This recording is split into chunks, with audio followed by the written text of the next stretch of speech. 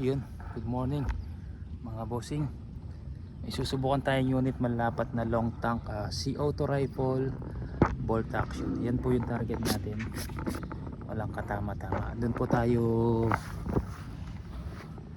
titira mga bossing. Mula doon, ito yung target natin. Yan, try natin. Ikot pa tayo, may tubig doon mga bossing.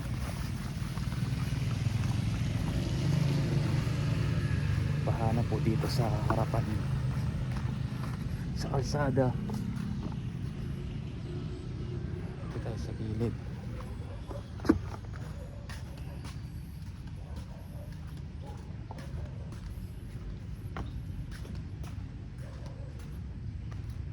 Yan, konting ulan pa lang yan mga bossing. Konting ulan pa lang po yan mga bossing, bahana po.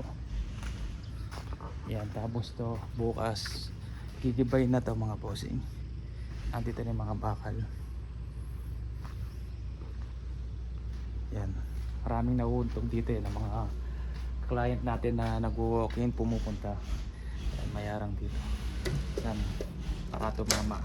Pero marami pa rin nauuntog, hindi nakakayuko ng maayos mga bossing. Yan, gigibay na to, tataas na po, tapos ipapantay na natin to dito.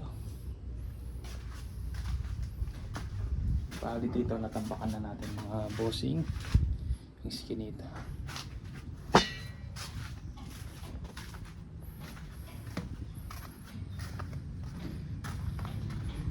Tapos dito kulang pa, dalawang dump truck na po yung nailagay dito.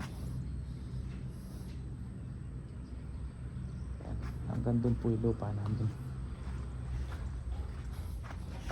Doon hanggang doon mga boss. Dito sa amin pa yan, kung may damo na yan.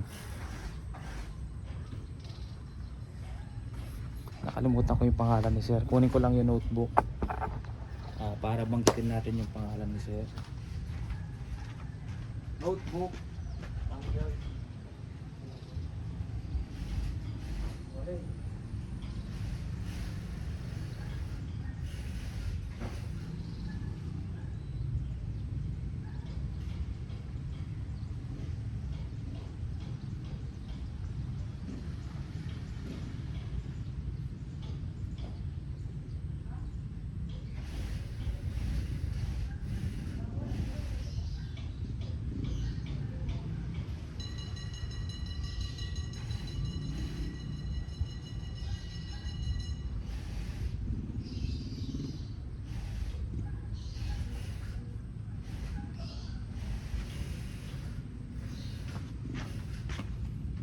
Yun, dito na yung notebook mga bossing. Tapos wala tayong available na ganito. Meron isa doon yung nanalo sa raffle, hindi ko na ipadala kasi yung scope na dumating natin 100 pieces, puro 20mm yung mount. Yan, nag-order ako ng online, 11mm dumating. Tatanong ko muna kay sir, hindi ko sasabay dito yung unit niya kasi ang pinag-usapan nata namin Markul na scope, yung ring ng tube nung Markul 30mm, yung dumating ng mga scope 20, sakto dito sa swamp deer. Yung mga 30mm hindi pa dumating. Pag tanong ko kung okay sa kanya yung swamp deer na scope para may sabay na natin. Pag nag-reply po siya agad mga bossing. Yan, check ko kung kanino to.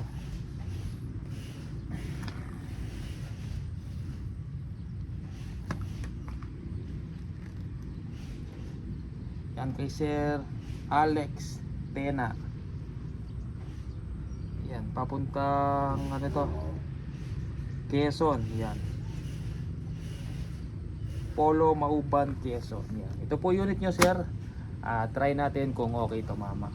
Sa complete set, malapat bolt action, 2-cock, long tank, 24 inches long barrel. Yan, tornado model, left and right po siya mga bossy. C-auto rifle, hindi siya PCP. Alam mo pag PCP yung unit, meron siyang gauge. Tsaka kung PCP yung unit, kung ako maker, di na ako gagawa ng PCP tapos ganito kapayat yung tangke.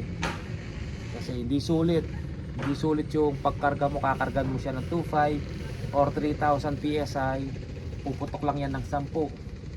Pag pumutok yan ng 20 plus, tapos ganito kapayat yung tangke, kahit ganyan kahaba, mahina yung unit. Yan, may mga nakikita ko at nasubukan na binenta ko dati na hindi ko nababanggitin kung anong brand.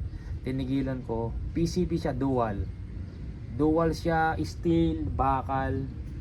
Umabot ng 20 plus, ganito lang yung tangke niya, kataba.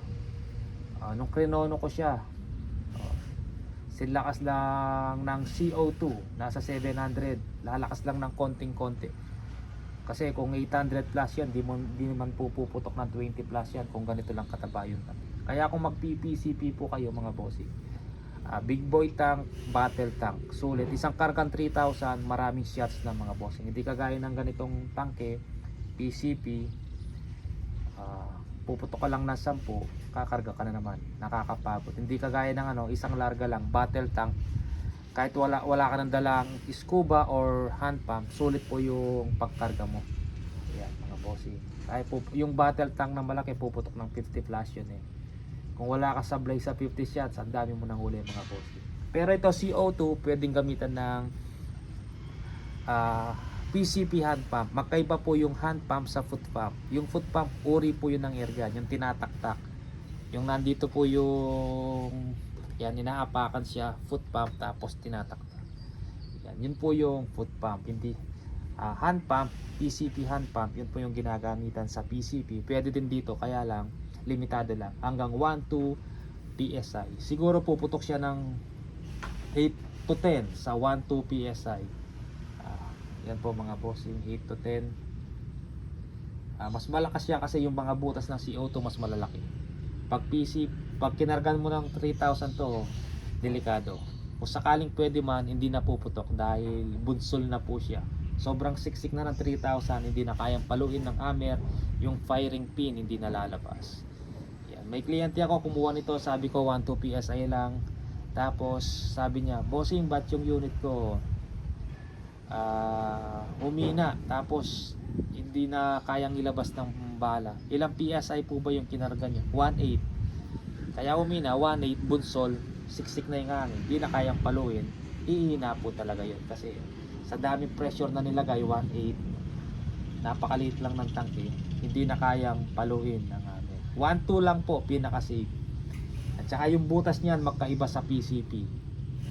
Okay mga bossing, try natin.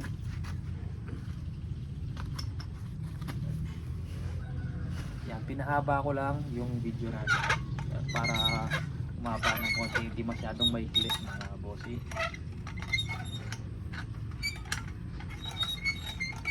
May parating tayong ganito mga bossing, mga 1 week to 2 weeks pa siguro mga bossing. Ito kasi nag-iisa na lang to mga bossing.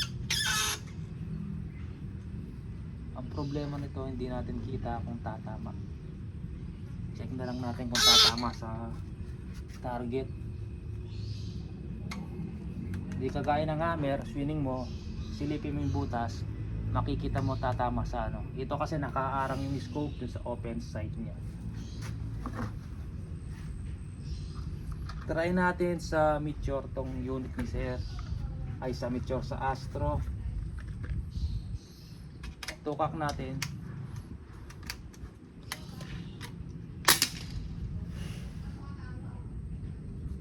Ayun, tumama sa taas. Taas siya. Pumasok pa rin sa karton. Yun, dikit lang. Pangatlo.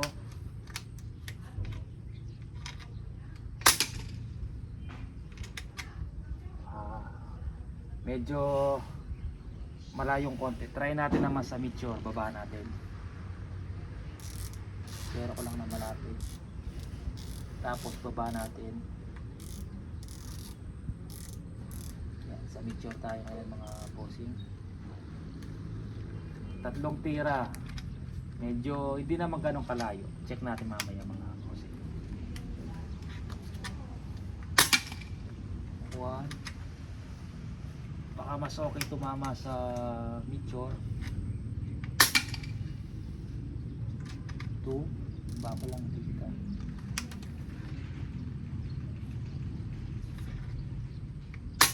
3, yan. Bumubulaklak siya. Mas okay yung bumubulaklak siya mga bossing. 4, re-crown natin ng konti ito. Ayusin natin. Hindi naman ganun kapagit yung groupings. Dikit-dikit pa rin siya mga bossing. Mas okay yung Meteor kaysa doon sa Astro. Yan. May isang umiwalay na medyo malapit lang siya mga bossing.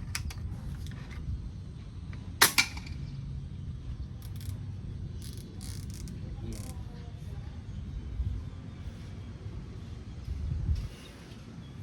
Mga liliit ng konti sa piso yung groupings niya. Tapos try natin linisin yung barrel sa dulo. Tapos try natin ulit mga bossing. Yan, talagang humaba na yung video. Pakita ko lang yung groupings.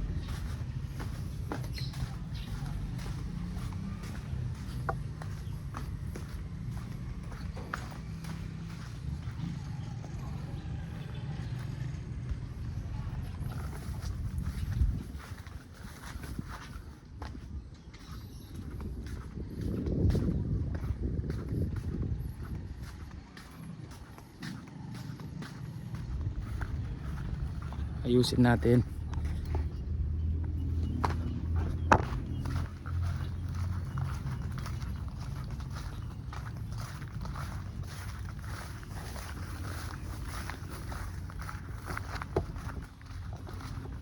Bumulaklak siya, may umiwalay na konti mga bossing. Yan. Yung Astro, yan. Mga siguro piso. Ito, kapiso siguro to. Nag-grouping siya dito, may dalawang medyo umiwalay, pero pasok pa rin sa intuturo yung isa. Yan, konting adjust lang. Yan. Ngayon lilinisin natin yung dulo ng barrel, baka may dumi lang. Minsan kasi pansin ko sa mga ganyang unit, yung pagka-recrown hindi pantay-pantay. Tapos SPMC brand, hindi na tayo kumukuha mga bossy.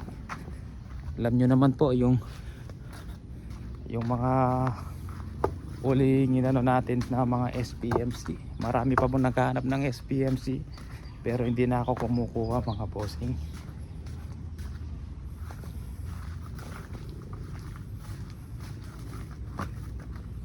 Dapat ibalik na dati yung unang kuha mo, quality. Hindi naman sa sinasabi kong pangit, kasi dating maganda naman talaga mga bossing. Kaya lang habang tumatagal ata, mas gusto maramihan na lang yung gawin, nawawala yung quality. Di baling mabagal, konti lang natatapos pero quality. So check ko lang yung groove nito, yung recrown kung okay siya mga bossing. Ito yung nakikita ko lang problema, yung recrown. Pag sinisilip ko hindi pantay-pantay lagi. Yan, kagaya nito. Yan, hindi talaga pantay-pantay mga bossing. Paku-bako siya.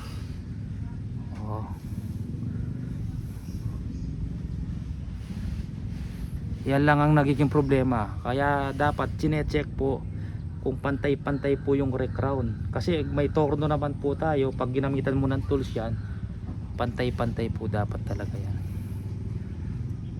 Yan. Ngayon nire-recrown natin yan. Check ko munang linisin. Yan. Tapos kukuha lang ako ng gamit mga boss.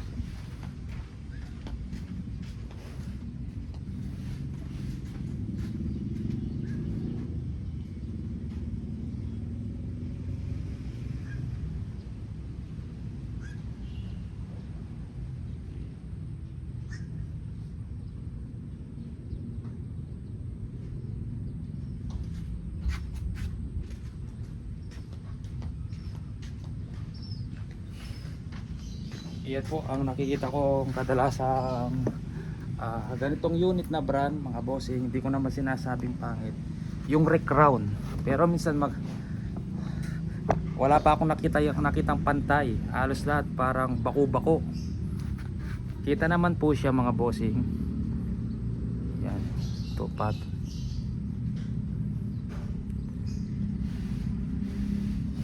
Yan, bako-bako yung pagka-recrown mga bossing. Yan, ayusin natin dito. Hindi na natin papasok sa torno. Naka ano yung torno eh. Maraming gamit mga bossing, nakatakip. Linisin ko lang.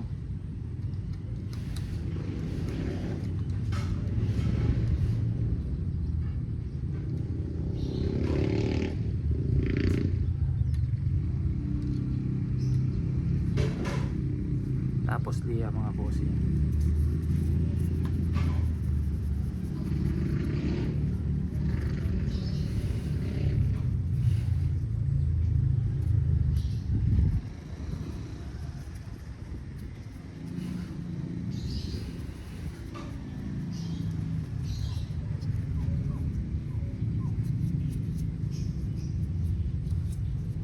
Pantayin natin. Pag kasi bako-bako yan, bako-bakod, hindi pantay yung labas ng bala.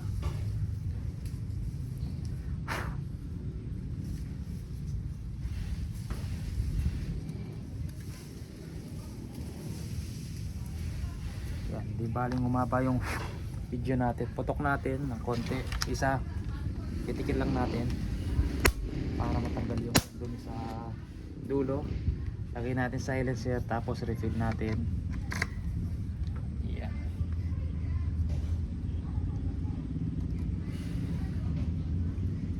Kunin ko pala yung CO2 tap, nakalimutan ko mga bossing. Yan. Refill natin, try natin ulit.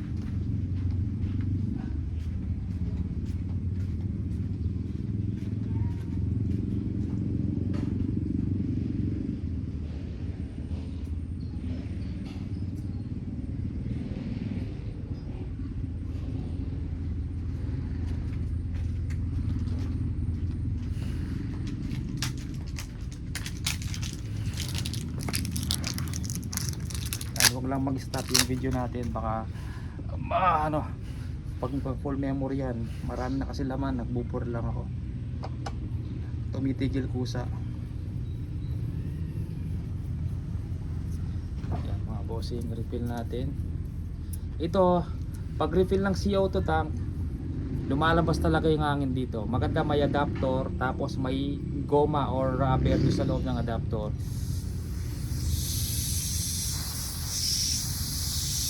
Ayan o, pansin nyo.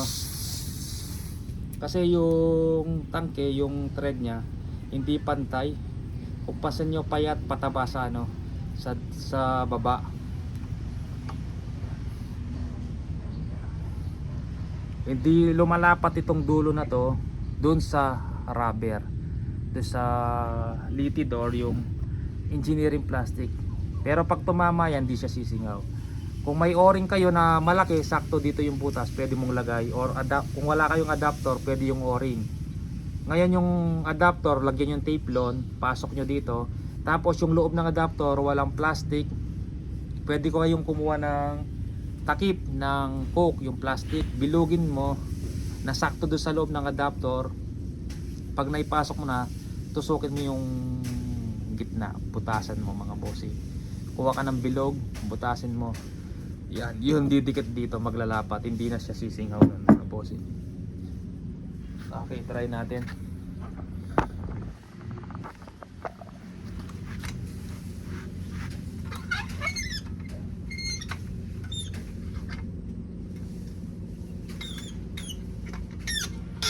Picture tayo mga bossing.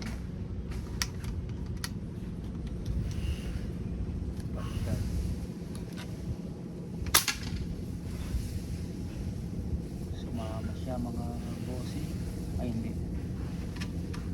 siya sumama, dumikit lang pero makikita naman.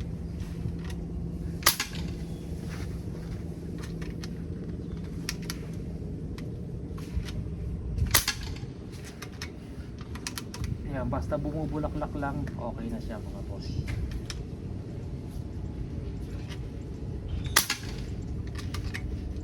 Pangilan yun, pangapat.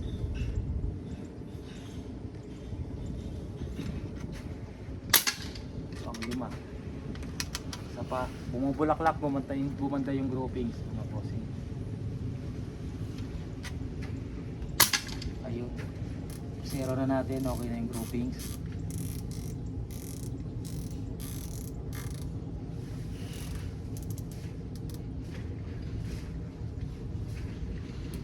Yan, okay na sir. Yan. Nilinis lang natin ng konti. Hindi na tayo nagtorno kasi tatagalan tayo.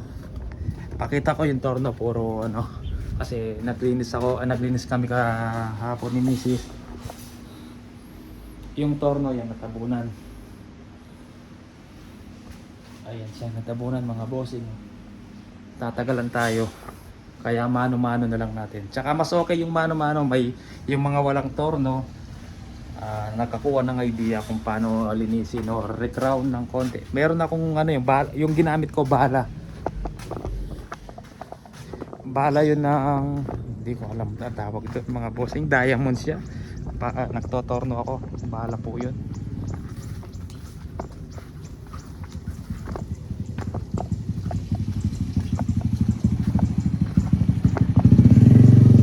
Yung drill bit pa rin pwede kuha kayo ng tornilyo, yung bilog yung ulo, yan yung pag-recrown nyo, yung hindi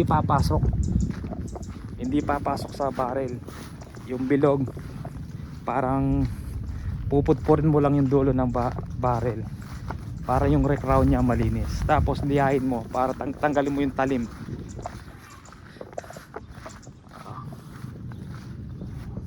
Isang butas na mga bossing oh. Bumulaklak na. Ito siya. Ito yung kanina. Lapit natin. Iwa-iwalay siya. Ito. Tapos lumiit na. Yan. Bumulaklak siya. Pero yung intuturo hindi mo maipasok. Pag pinasok natin. Panukat lang po yan mga bossing. Yan. Kasi sa video kala nila malaki. Pero sa personal napakaliit lang po ng groupings. Kaya ginagamit ko po yung daliri ko na tinutusok ko na pag pinasok natin nalalaki pa siya.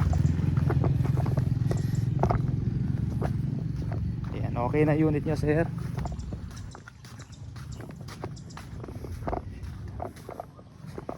Ayan, yung isa sana isasabay ko na, hintayin ko lang mag reply si sir kung okay sa kanyang swamp deer kasi pinag-usapan namin markul. Babalot na tayo.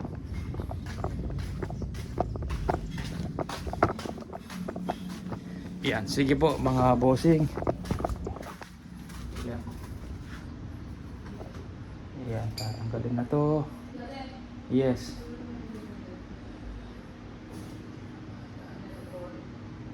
Yan siya mga bossing, medyo lumilinis na, lumuluwag na. Dito na lang ang nagiging problema natin. Ito, tatanggalin natin yan at yung mga gamit na yan para maglagay pa tayo ng isang sopa dito na L-type at table center. Tapos dito na lang nanonood ng movie. Tapos hinihintay ko pa yung TV rack. Miyerkules dadalhin na, tapos na. TV console lalagay na lang, tapos yung mga PVC panel dito sa wall na to mga bossing. Ayan po mga bossing, maraming salamat po. Yan, mga 1 to 2 weeks may available tayo. Ito yung isang sinasabi ko yan. Chat ko muna si sir kung okay sa akin swap deer. Yan, maraming salamat po mga bossing.